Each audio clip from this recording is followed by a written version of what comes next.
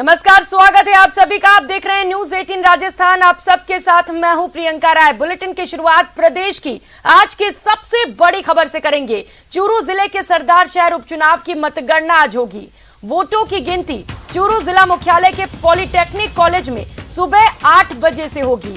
2 कमरों में 20 टेबल पर 15 राउंड की मतगणना होगी। एक राउंड में करीब 15 मिनट का समय लगेगा।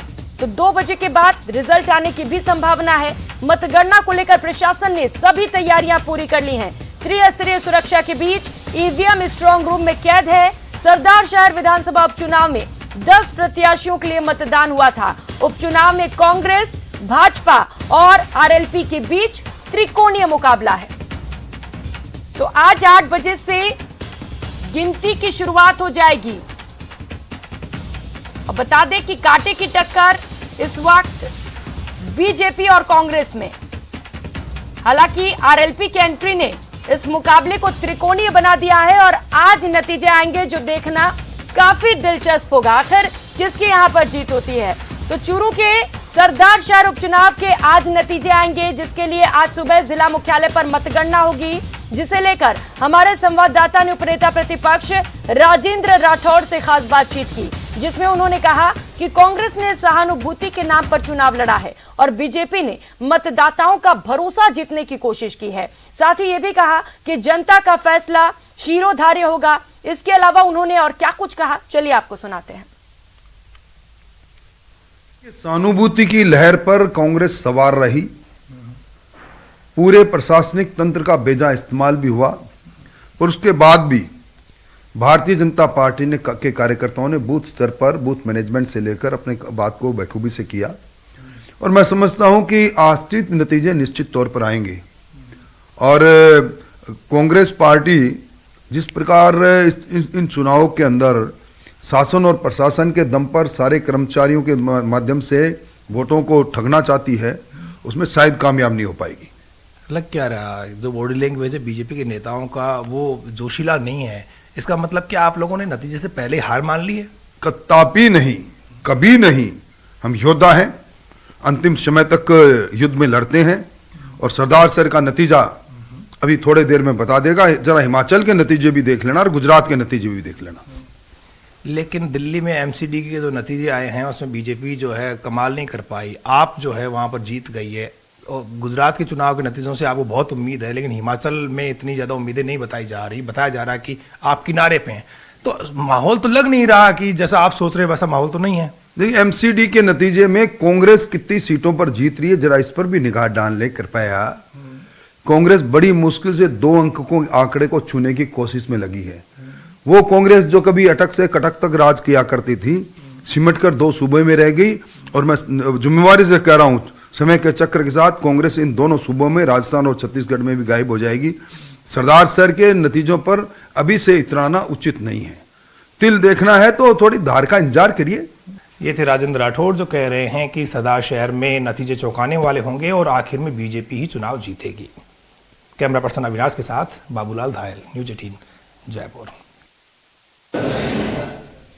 तो सरदार शहर उपचुनाव की आज मतगणना होगी। वोटों की गिनती बताया जा रहा है कि चूरू जिला मुख्यालय के पॉलिटेक्निक कॉलेज में सुबह 8 बजे से की जाएगी। सहयोगी बाबूलाल सीधे इस वक्त हमारे साथ जुड़ चुके हैं, उन्हीं के पास चलते हैं, ज्यादा जानकारी लेंगे। बाबूलाल, सरदार शहर का सरदार कौन? आज नतीजे सामने आएंगे, आज काउंटिंग की जानी है, क्या कुछ तैयारियां वहां पर काउंटिंग को लेकर?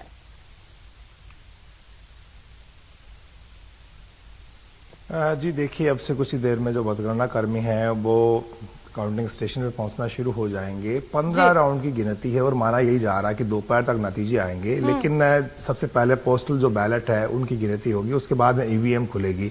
तो नतीजे का तो इंतजार करना पड़ेगा, लेकिन रुझान जो है वो 8:30 बजे से मिलना शुरू हो जाएंगे। और शुरू में जो भी बढ़त बनाता हुआ दिखेगा, उसी पार्टी के जो उम्मीदवार और उनके जो समर्थक हैं उनके चेहरे पर मुस्कान आनी तय है। बीजेपी जो है थोड़ी सी हतोत्साहित नजर आ रही है इस नतीजे में, जबकि कांग्रेस के जो नेता हैं, उनके समर्थक हैं, जो उनके प्रत्याशी हैं, उनके चेहरे पर मुस्कान है और वो ये मान के चल रहे हैं कि उनकी जीत तय है। आरएलपी खेमा ये मान रहा है कि अगर वो नंबर 2 पर भी आ गए तो उनके लिए जीत से कम नहीं है। तो तीनों ही पार्टियों ने बहुत दमखम दिखाया था इस चुनाव के दरमियान और बहुत उतार चढ़ाव देखे गए थे। लेकिन हनुमान बेनीवाल की एंट्री ने इस मुकाबले को बहुत रोचक बना दिया था और 72% से ज्यादा जो है मतदाताओं ने यहाँ वोट डाले थे। तो बहुत ही इंपॉर्टेंस है इस चुनाव के नतीजे की, क्योंकि राहुल गांधी की भारत जोड़ो यात्रा चल रही है प्रदेश में और बीजेपी भी जन आक्रोश यात्रा यहां पर निकाल रही है। तो ऐसे में इस यात्रा के बहुत मायने हैं। कई नेताओं का सियासी भविष्य भी ये जो नतीजा तय करने वाला है। कांग्रेस के लिए अगर उनको जीत मिलती है तो फिर वो अपने रिकॉर्ड को और बेहतर कर लेगी, क्योंकि लगातार उपचुनाव में उन्हें जीत मिल रही है। तो ऐसी सूरत में जो सीएम है अशोक गहलोत जी, तो उनका जो कॉन्फिडेंस का जो लेवल है और बढ़ता हुआ दिखेगा और जिस तरह का सियासी संकट का वो सामना करना पड़ रहा है उन्हें, तो उससे वो उबरने की कोशिश भी करेंगे और पार्टी के आला कमान तक ये भी बात पहुंचाएंगे कि जब जनता मेरे नाम पर, मेरे काम पर मुहर लगा रही है तो फिर यहाँ पर नेतृत्व परिवर्तन की जो चीजें हैं उन पर विराम लगा देना चाहिए। पायलट खेमा जो है वो ही चाह रहा है कि इस पर ज्यादा बातें नहीं होनी चाहिए, क्योंकि नतीजे जो हैं वो सरकार जिसकी होती है सूबे में, तो उपचुनाव में जनता उसी के साथ चलती है। तो बहुत सारी चीजें हैं इस चुनाव को लेकर के, लेकिन सरदार शहर का सरदार कौन होगा इसके लिए तो दोपहर तक इंतजार करना पड़ेगा। बिल्कुल बाबूलाल, दोपहर तक इंतजार भी करना और लगातार अपडेट्स भी दर्शकों तक सबसे पहले न्यूज 18 राजस्थान के माध्यम से पहुंचाते भी रहेंगे। बाबूलाल, आपको देखकर लग रहा है कि वहां पर सर्द काफी ज्यादा है, लेकिन चुनावी सरगर्मियों की वजह से थोड़ा टेम्परेचर तो बढ़ा होगा और धुकधुकी भी बढ़ी होगी कांग्रेस और बीजेपी में, क्योंकि लिटमस टेस्ट के तौर पर इस उपचुनाव को देखा जा रहा है। जी बिल्कुल, जी बिल्कुल देखा जा रहा है। कड़ाके की ठंड पड़ती है। चूरू एक ऐसी जगह है जहां पर सबसे ज्यादा ठंड और सबसे ज्यादा गर्मी पड़ती है हिंदुस्तान में। तो यहाँ पर इस वक्त तो नेताओं को रात को नींद नहीं आई, बड़े बेचैनी में रात गुजारी है उन्होंने, क्योंकि बीजेपी के नेताओं को लगता है कि आला कमान को जवाब क्या देंगे अगर पार्टी हारती है। तो कांग्रेस के जो प्रत्याशी हैं, क्योंकि भंवरलाल शर्मा के जो बेटे हैं वो चुनाव लड़ रहे हैं यहाँ पर, तो वो बहुत ही उनको लगा होगा कि आज तो भगवान को याद कर लिया जाए, क्योंकि करियर शुरू होना है। भले वो ईडब्ल्यूएस में उनको राज्य मंत्री का दर्जा दिया हुआ है, लेकिन कुल मिलाकर के नेता, समर्थक, कार्यकर्ता, उनका जोश तो देखते ही बनेगा। जैसे ही पो फटेगा, लोग बाहर निकलेंगे, अभी अंधेरा काफी है यहाँ पर, तो जैसे ही सूरज उगेगा और जो मतगणना स्थल है उसके बाहर जो चहल पहल आपको दिखाई देगी, वही बता देगी कि कौन सी पार्टी कार्यकर्ताओं में जोश है और किन का जोश ठंडा हुआ पड़ा है। तो जो चुनाव जीतता हुआ दिख रहा है, जिनका कैलकुलेशन इस लायक है कि नहीं हम लोग जीत रहे हैं, तो इस ठंड में भी जो है ना उनमें सियासी गर्मी महसूस की जाती रहेगी। कहीं नारे लगेंगे। बिल्कुल बाबूलाल, आप बात कर रहे हैं कि जो लोग जीत रहे हैं उनके अंदर एक सियासी गर्मी वो महसूस कर पा रहे होंगे, और कांग्रेस में कॉन्फिडेंस भी देख रहे हैं हम जिस तरीके से।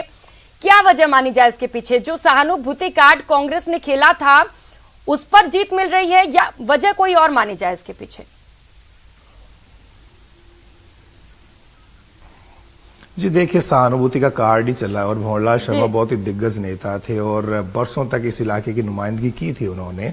तो जनता उनको श्रद्धांजलि अर्पित करना चाहती थी और कांग्रेस पार्टी का एक रिकॉर्ड है। लोग ये कहते हैं, जो विरोधी हैं कांग्रेस पार्टी के, वो ये कहते हैं कि जो कांग्रेस पार्टी वो अनुकंपा नियुक्ति करती है। कोई नेता दिवंगत हो जाता है तो उसके परिवार के लोगों को चुनाव में मैदान में उतार दिया जाता है। बीजेपी ये दावा करती है कि हम कार्यकर्ताओं की पार्टी, हम कार्यकर्ताओं पर दाव लगाते हैं, हम इमोशनल कार्ड नहीं खेलते हैं। लेकिन चुनाव में जीत मायने रखती है और सियासत में जो जीतता है वो सिकंदर कहलाता है। लिहाजा कांग्रेस का इमोशनल कार्ड यहाँ पर चलता हुआ दिख रहा है। और कह सकते हैं बाबूलाल, और जब आप वहां पर पहुंचे थे, क्योंकि लगातार जब वोटिंग की जा रही थी तो आप वहां पर मौजूद भी थे, आप लोगों से बातचीत भी कर रहे थे। कुछ लोग अशोक पिंचा से नाखुश भी नजर आ रहे थे। वो कह रहे थे कि जब उनको मौका दिया गया उन्होंने ठीक तरीके से काम नहीं किया। क्या ये भी एक बड़ी वजह हो सकती है?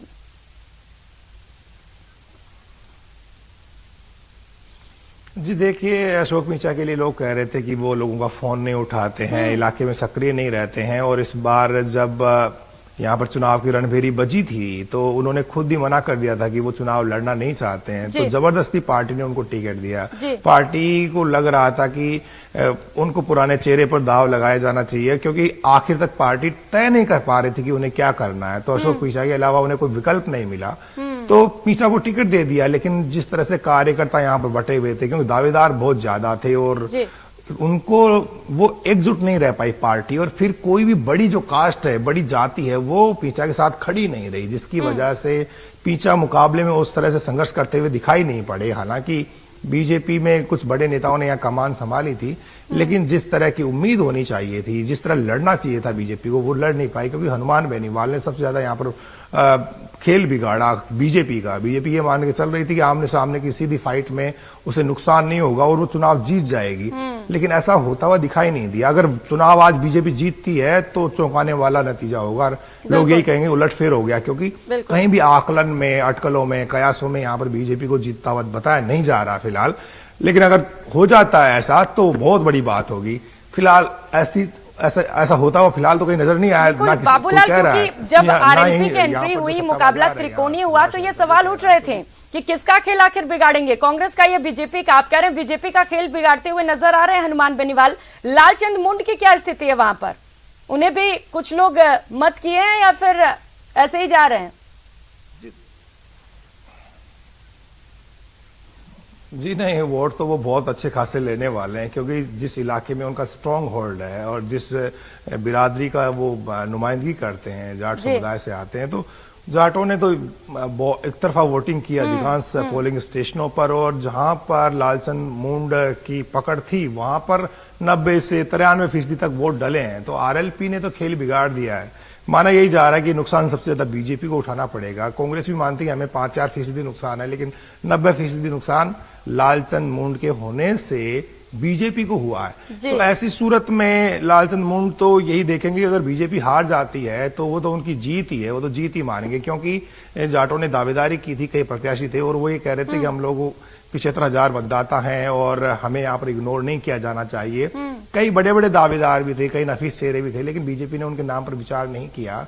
आखिर में अशोक पींचा पर ही दाव लगाया पार्टी ने। तो उनकी जो नाराजगी थी जाटों की खास तौर से, तो उसको एनकेश किया कांग्रेस पार्टी ने, और उन्होंने मुकाबला आरएलपी बनाम कांग्रेस बनाने की कोशिश की, ताकि जो गांव का मतदाता है, जो कांग्रेस से नाराज है, वो वोट जो है सीधा आरएलपी लेकर के चली जाए, वो बीजेपी में ना जाए। तो ऐसा मुकाबला उन्होंने बनाया। जिससे भी हमने बात करी, जो कांग्रेस से समर्थक थे, वो ये कह रहे थे कि बीजेपी तो मुकाबले में कहीं है ही नहीं, आरएलपी जो है वो बहुत जोर दिखा रही है। तो वो आरएलपी के नेताओं का, कार्यकर्ताओं का हौसला बढ़ा रहे थे, ताकि वो ज्यादा से ज्यादा वोट काटे और वो बीजेपी के वोट काटे, क्योंकि भंवरलाल शर्मा से नाराजगी रही थी कुछ यहाँ किसान समुदाय के नेताओं की, कार्यकर्ताओं की और गांव की जनता की।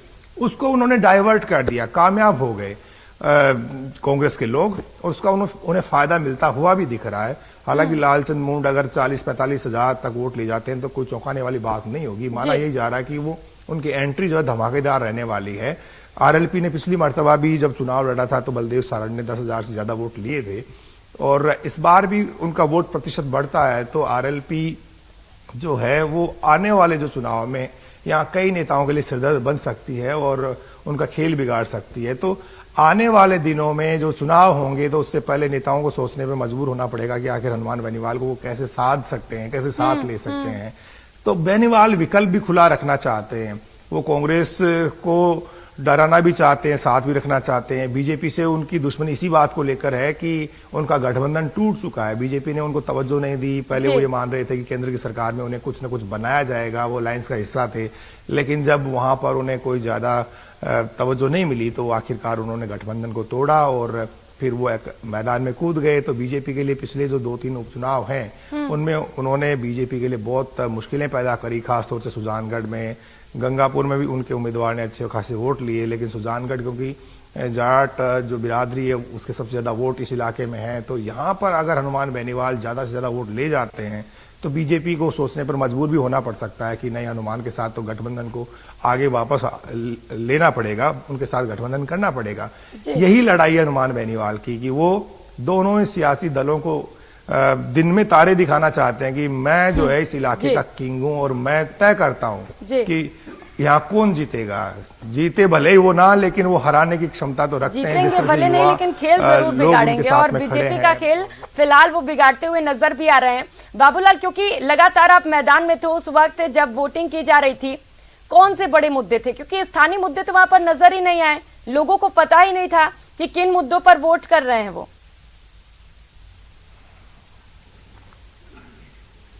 कोई मुद्दा नहीं था, क्योंकि जो असली मुद्दे होते हैं वो जो मुख्य चुनाव होता है उसमें थोड़े बहुत नजर आते हैं, लेकिन ये जो चुनाव होता है ये सहानुभूति का कार्ड इसमें चला है। किसी उम्मीदवार ने ये नहीं कहा कि जीतने के बाद मैं यहाँ बिजली, पानी, सड़कें जो है वो बेहतर कराऊंगा इनकी स्थिति, लेकिन जी ये चीजें थी नहीं धरातल के ऊपर। सब कनेक्ट थे कि हमें किसके साथ जाना है, भंवरलाल शर्मा के साथ के बेटे के साथ जाना है या फिर हमें अशोक पिचा के साथ जाना है। तो जिनको कांग्रेस पसंद थी वो कांग्रेस के साथ थे, जिनको बीजेपी पसंद थी वो बीजेपी के साथ खड़े हो गए, जिनको लगा कि दोनों ठीक नहीं है तो वो आरएलपी के पास चले गए। तो सबके अपने अपने धड़े थे, अपने अपने गुट थे, लेकिन कहीं भी मुद्दे नहीं थे, मुद्दे गौण थे इस चुनाव में। जनता ने कोई डिमांड ही नहीं करी। और मैं 2-4 पोलिंग स्टेशन पे जब गया था गाँव में, देहात में, तो मैंने लोगों से पूछा कि भाई आपको क्या चाहिए, आप क्या सोच के वोट कर रहे हैं। तो किसी ने ये नहीं कहा कि हमें पानी चाहिए, उन्होंने कहा जो हो रहा है बहुत अच्छा हो रहा है। तो संतुष्ट है यहाँ की जनता फिलहाल। और भंवरलाल शर्मा ने काम तो कराए थे, हालांकि जो आखिर के दिन थे उनके तो उसमें उनकी तबीयत नासाज रही और बेटे ने उनके ने काम संभाला, तो वो गांव-गांव में घर घर तक पहुंच बनाने में कामयाब रहे। और अनिल शर्मा की कोशिश तो है कि वो एक बड़ी जीत हासिल करें। अब जनता ने कितना आशीर्वाद दिया है वो तो आज जब ईवीएम से जब नतीजे बाहर आएंगे तभी पता चल पाएगा। लेकिन फिलहाल कांग्रेस के खेमे में उत्साह की लहर है। और जब आप मतगणना स्थल पर चीजें देखेंगे थोड़ी देर बाद में तो सारी चीजें आपको यानी कि महसूस होंगी कि कहां पर सदाशहर की जनता फैसला सुनाने जा रही है। बिल्कुल बाबूलाल, सहानुभूति फैक्टर तो यहाँ पर रहा है, क्योंकि जब हम बात कर रहे थे लोगों से तो लोगों को स्थानीय मुद्दे नहीं पता थे और लोग यही कह रहे थे कि भंवरलाल शर्मा ने अच्छा काम किया है तो उनके बेटे को एक मौका देना भी चाहिए। और थोड़ा अशोक पिंचा से नाराजगी भी दिख रही थी उस दौरान। लेकिन बाबूलाल, काफी अहम ये चुनाव माना जा रहा है, सेमीफाइनल के तौर पर इसे देखा भी जा रहा है, तो बीजेपी को यहाँ पर एक बड़ी सबक लेने की जरूरत है, सीख लेने की जरूरत है कि आखिर कमी कहां पर रह गई।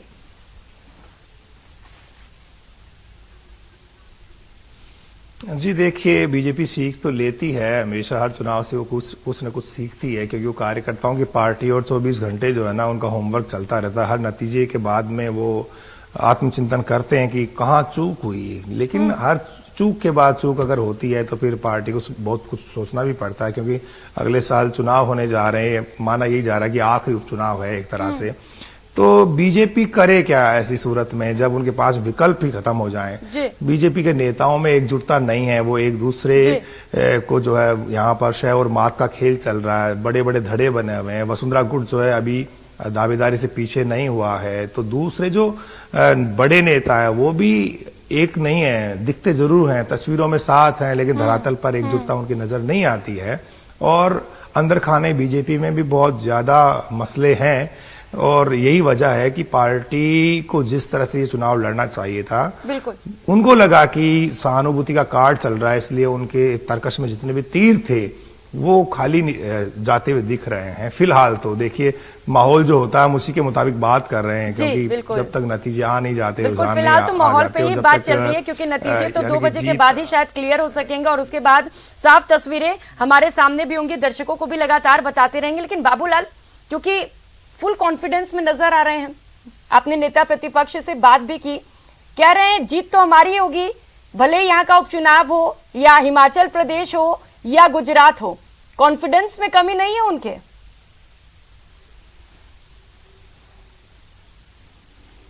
लेकिन इतना चेहरे पे मुस्कान भी नहीं थी। आपने उनका जो गांव है उपनेता प्रतिपक्ष राजेंद्र राठौड़ का, वो हरपाल से गांव है और वो सरदार शहर विधानसभा क्षेत्र के अंदर आता है, तो वो जोश नहीं था राजेंद्र राठौड़ के। लेकिन राजेंद्र राठौड़ बहुत बिल्कुल बाबूलाल, भले ही वो क्या कुछ और रहे हो, लेकिन जो उनकी बॉडी लैंग्वेज थी वो बहुत कुछ बता रही थी। फिलहाल बाबूलाल, यहाँ पर एक छोटे से ब्रेक का वक्त चला, फिर से आपके पास आऊंगी और यहाँ रुकेंगे एक छोटे से ब्रेक के लिए, तुरंत हाजिर होंगे।